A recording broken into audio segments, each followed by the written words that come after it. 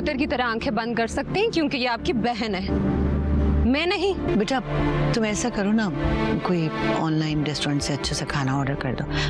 वाह मैम, क्या प्लानिंग किया आपने। लोकेशन पे इतना सीन क्रिएट हुआ है ना। मुझे नहीं पता था कि काम के नाम पर यहाँ ये सब चलता है। भाई वैसे भी पढ़ने लिखने वाली बच्चियों को घरदारी सलीका तरीका कहाँ आता है। कोई बात नहीं। बहुत मजा आया देख के।